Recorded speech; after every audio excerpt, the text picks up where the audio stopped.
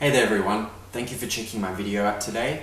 Today I'm creating a quick and dirty GoPro mouth mount review and setup video. I had decided to create this video as quite a few years ago I made a review and setup video using this GoPro mount. However, it is quite outdated now and I don't use it anymore in the surf, rather using the Pro Standard mouth mount here.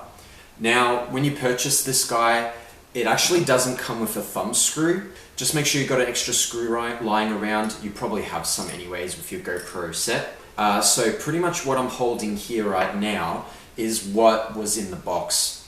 Now, straight to the point, this is a better mouth mount than this one, and I'll explain shortly why.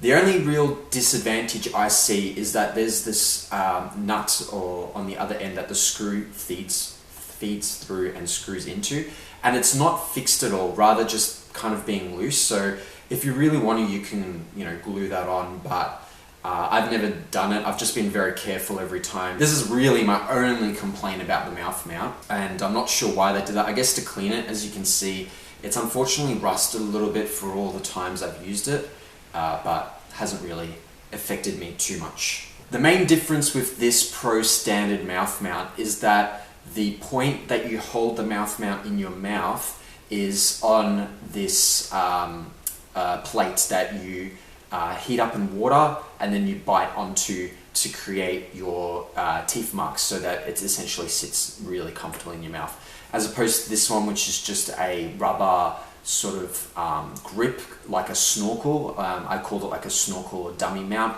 that actually lets you breathe through as well. So initially I had thought that this was a very good feature, that you could breathe through this mount like a snorkel, but I don't find it that much of a hindrance when holding this in your mouth to breathe, really. So it's a benefit there that doesn't really, it's a bit more of a gimmick, I almost could say. So that hasn't really, I've found, to affect me at all.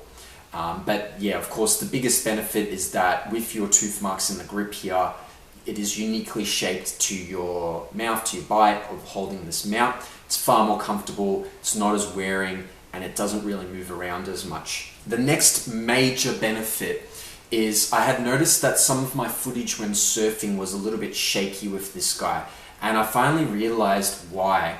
That the connecting point, that where I hold the mouth mount to where it connects to the GoPro, is quite soft and flexible. So of course me bending it here is an exaggeration, but you can imagine when I'm holding this, basically the mount here is going to be bouncing around and shaking. So it has led to some of my footage actually looking all shaky and not as smooth as it could be. I've had a few people comment and say that I should rest the GoPro here against my chin and all that, but it wasn't really the case. It was just simply that this mount here was having a flexing point between where I held it and where the camera was attached. Of course, naturally, this is going to be a bit of weight, so it's going to flex a little bit when I'm in the surf or moving, and it caused more shake than was required. So with the Pro Standard, the point where I'm holding the mouth mount in my mouth, this part here is all rigid, tough, there's no flex whatsoever, meaning that the stability that you naturally have in your head and when you're looking around is going to be transferred into the mount and in turn the GoPro. Just showing them a quick setup on how I go out into the surf with this one here. So I'm still running the GoPro Hero 4 Black Edition. It's still serving me well, still going strong. I know there's many better variants now, but that's my GoPro that I still use, and honestly I don't see a need to replace it yet. I guess the only complaint I do have with this older camera is that I'm having issues with the battery. So a while ago I had purchased myself a GoPro battery back door for this camera. Nice and simple. Here's the battery pack, which is a back door. It goes onto the connector that's just here. So nice and simple, clips on, snaps on, bang. Now I've got an extra battery, which in turn is like 2 batteries in the one camera there now. That requires a specific back door to give it extra space for the GoPro. So if you purchase this battery backpack, you should have the back door as well. Goes on, nice and easy. The camera goes in, and it all closes up. I've decided to stick a floaty back door onto the back of the camera because, you know, I'm in the surf and I would like that. However, unfortunately, this current setup is too heavy for the whole camera to be floating in the water. It is not going to immediately sink to the bottom. It is almost neutrally buoyant, but unfortunately it does slowly descend, so I have to always be very careful. Now that simply goes onto the camera like so, upside down, onto the mount, bang, and then this can be a little tedious, especially because my mount here has aged a little bit. Oh, that went on. It's not as smooth anymore, so the thread and everything is becoming a little bit worn. But that's it. So every time I loosen here, I can set up the angle. Now, when getting the angle right, I've noticed that it's very easy to set up the camera looking too high. When you're surfing or whatever you may use the camera for, this is worse than having the camera too low. When you're setting up the angle, make sure it's either level, and if not, a little tilted down, because most of the action and activity that you're going to be doing is taking place, you know, in the lower half actually of the visual field, or, you know, at least the 3/4 of the bottom, you know, and the top tends to just be a sky or something. You can sort of adjust it around if it's sitting on your chin. Mine does, because the back door makes it larger, but if it sits against my chin, that's fine. That's not too much of an issue. Tighten it up so it doesn't flex around too much, and there we go. That's the Pro Standard mouth mount there for you. Now on a, you know, small conditions or a day that's not too rough, that's how I would pretty much go out into the surf. Now, I've only lost it one time that I can recall when filming, and I actually have a video, it's in one of my videos on my channel, where I lose the camera and I have to scram and quickly grab it before I lose it. For the most part, I've never lost it, besides that one time. I feel pretty secure in this current setup. This lanyard that I have is just a simple large elastic loop. Feeds to a cord, there's a clip, and then there's a smaller loop there on the end. So the small loop, I've found the best way to do is to feed it through one of the threads, so like the middle thread there on the GoPro.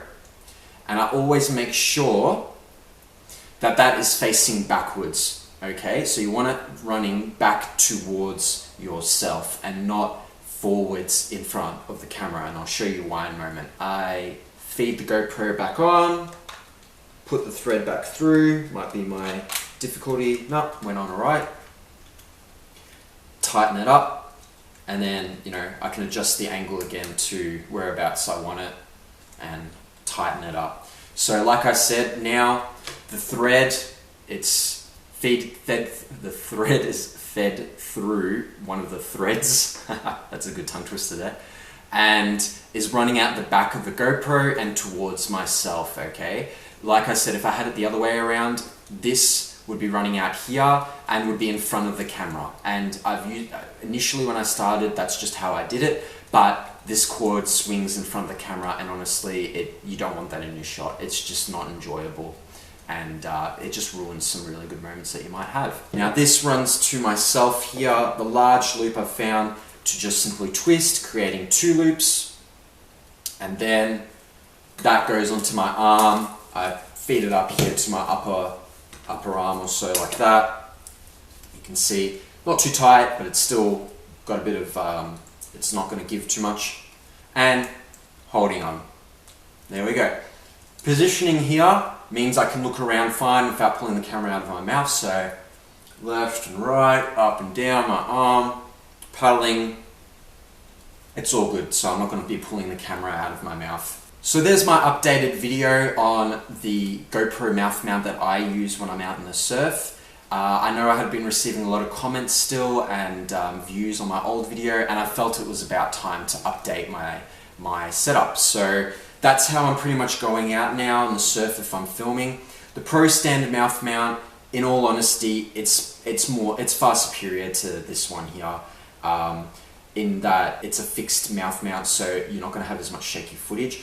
Also, I find this grip quite handy, you know, it's actually really enjoyable to sometimes hold and use out and about, so you can easily take it, hold, grab onto it, you know, you can easily hold it around and film and whatnot. You know, it even actually, if I'm lucky here, can stand. It's a little front heavy at the moment, but you get the idea. It can just stand and you can put it down as well, so that's pretty nice. They're pretty neat. I know that there's a 2.0 mouth mount now available from Pro Standard, so this one is probably already outdated. Yeah, that's my setup there, updated, how I go into the surf now with it, and I hope that helps you out with your own GoPro when you decide to film in the surf. So thank you very much for checking out my video. Really do appreciate all the views, and I do sincerely hope I've helped someone out there today. That's it. So look forward to seeing you next time. Thank you for checking my video.